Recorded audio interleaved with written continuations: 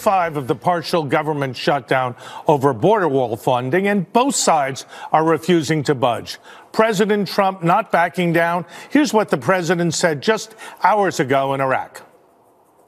How long do you think the shutdown will last, Mr. President? Whatever it takes. I mean, we're going to have a wall. We're going to have safety. We need safety for our country, even from this standpoint. We have terrorists coming in through the southern border. Can we have some drones? Can we have technology? Technology is bells and whistles. You have to have a wall. You have to have protection. So when you say how long is it going to take, when are they going to say that we need border security? When are the Democrats going to say? Don't forget, the Democrats all agreed that you need a wall until I wanted it. House Minority Leader and soon-to-be Speaker Nancy Pelosi is pushing back against the president, claiming, quote, he's using scare tactics that are not evidence-based, and it's wrong. Former acting ICE Director Thomas Homan is responding to Pelosi by saying she's the one who has it all wrong. She's 100% wrong. So let me educate Ms. Pelosi.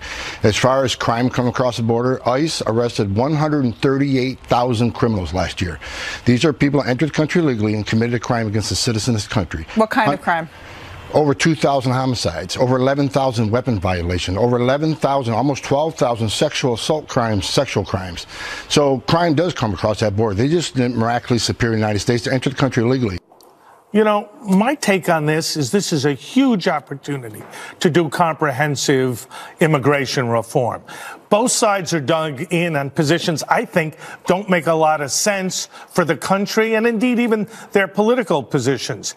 Wouldn't it make sense to do a wall, enhanced border security, a fence, as the president talked about, in exchange for a path to citizenship for the Dreamers and some right for those 10 or 11 million who are here illegally to stay? Doesn't that make sense, Dana? Well, I think so, but I do want to defer to Katie, who was there for that interview this morning and was from Arizona. I mean, we've talked about comprehensive immigration reform for years, over 3 different presidents. Doesn't make it wrong. I agree. Here's the problem with comprehensive immigration reform is it's too big of a project to do when you have a serious crisis at the border at this point in time.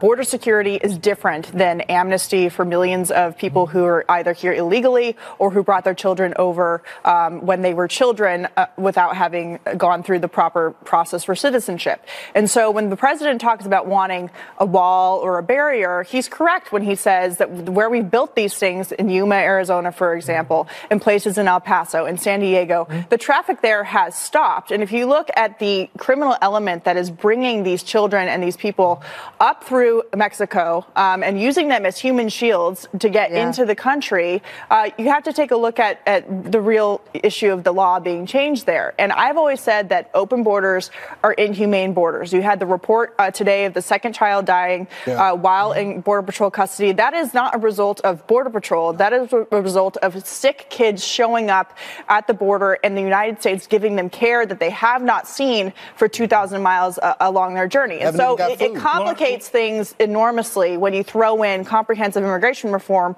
when the president is trying to solve a problem that is an emergency right now. Look, I agree with Katie, but I think you're an optimist. But I try. You're not where your party is right now. I know. You're very reasonable. But as it relates to your party, it's become an open borders party. And they have gone from wanting to ban ICE to, and let me say this, the president tried to move on this last week, and he got a major blowback. And I said it last week. The president, if he wants to lose his base, this was the moment that he was going to lose his base because he was caving. And so now the president is going to the opposite direction and saying, look, I can't budge on this. I tried to go with my people with this. I tried to get some type of reasonable approach. They're not having it. And so the Democrats, you got to give me some wiggle room right here. What you guys want to put on the table is let's just talk about DACA.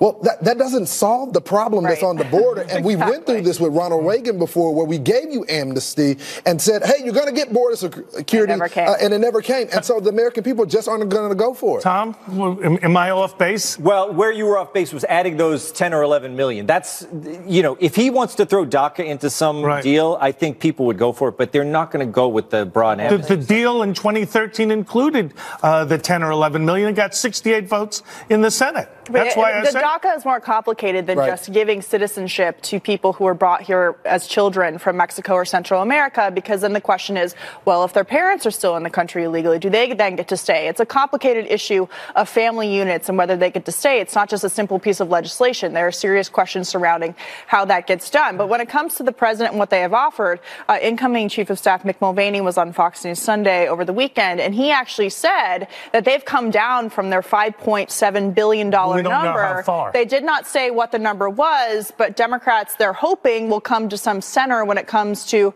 the funding. And we're talking about maybe, $3 billion here? Yeah, I think we're talking about fundamental political positioning. They don't like the optics of the wall.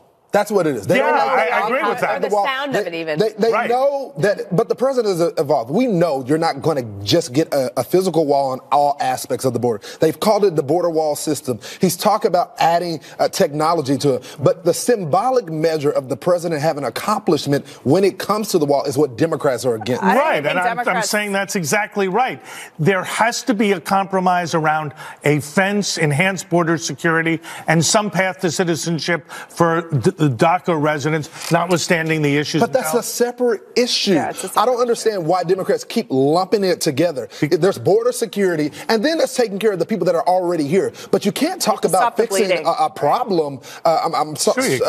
Fixing a problem with the kids that are here that have nothing to do with the border itself. Yeah. I think that Democrats, I think if Barack Obama would have decided to build a wall to stop an influx of illegal immigration, the Democrats would have gone for it. We've seen gross hypocrisy between what Barack Obama did on this issue and what Trump they should hammer that a little bit more. I mean, because the Democrats did vote for border security, fencing, things that look like a wall. But it's not just it's a symbolism of the wall. So a lot of this is a political symbolism fight. The other thing is the shutdown so far has been a little bit symbolic. Now, if you're one of the 900,000 who's being furloughed, that's important. That is a big deal to you, and I hope they can take comfort in the fact that the government has done back pay for them. But the first real day of the shutdown is actually today, because the president gave Christmas Eve as a holiday as well. So this is actually the first real day. We'll see what sort of pain comes. But I think they end up at like 3.3 billion. Quickly, isn't this ridiculous, the whole thing? Yes. The shutdown, the fight, all of this. Isn't this the worst? Well, I don't know. I don't know if it's ridiculous. I think I don't think it's bad for the president to throw a temper tantrum and say, give me my $5 billion or you're not going to get your government back. I think to me, to me, it's a bad mistake politically and substantively. Well, we'll see. Okay. We will see. You win. All right. Day 6 of the shutdown with no end in sight. So which side is winning the optics battle? Let's talk to two people who know. Joining us now, Doug Schoen, a Fox News contributor and former advisor to President Bill Clinton, and Rachel Duffy, also a Fox News contributor. Welcome to you both. Thank you, Rick. Thank you. So, Rachel, ladies first. It seems like both sides are suffering here so far. Right. Both sides are suffering, but what's interesting to me is that what's being lost in all of this, in the deal that could possibly be made, are the DACA recipients, a group that the Democrats have claimed to be supporting and fighting for so long. In fact, if you remember, Doug, last year around this time, Representative Gutierrez said, I'll build that wall if you help me, I get this deal. I would do the same thing now. Well, why aren't the Democrats doing that? It's very interesting that it's not just the Democrats, but even the Hispanic activist groups that claim to represent the Hispanics aren't putting pressure on the Democrats to make a deal. I can tell you why. The Democrats believe, and I think there's some poll evidence to support, that they have leverage now. And they believe that they can win the fight. To the Democrats, it is a back off because he had been talking a wall built by Mexico. Now it's a wall built by us, or a fence or slats or whatever it's going to be. But how can Democrats who supported a barrier of some kind in the past now say they don't support it at all? Well, that was then. This is now. And frankly, with the Democratic control of the House, I think there is not going to be a wall. There is no real support in the party for a wall. There is support there never was. For DACA and a pathway to citizenship. They used to say, we're for border security, we're for a wall. They all voted for it. They never really meant it. They never really meant it. Well, they voted for it. 2013, 68 votes. The party is the party of Alexandria Ocasio-Cortez. Oh, come on.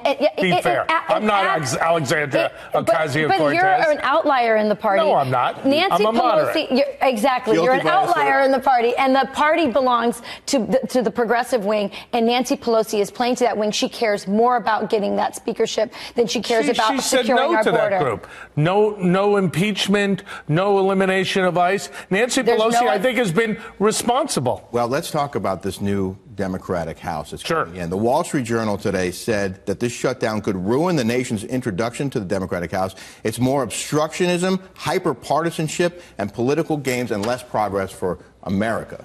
Well, I think that's what the Wall Street Journal says, but with President Trump at about a 40 to 42% approval, having lost 40 seats, largely in states he won in 2016 that he needs in 2020, the Democrats have calculated that this is a fight they can and will win. I think you're onto something. I think there's miscalculation. They also thought they were going to fight and win on Brett Kavanaugh. I think the American people are watching this.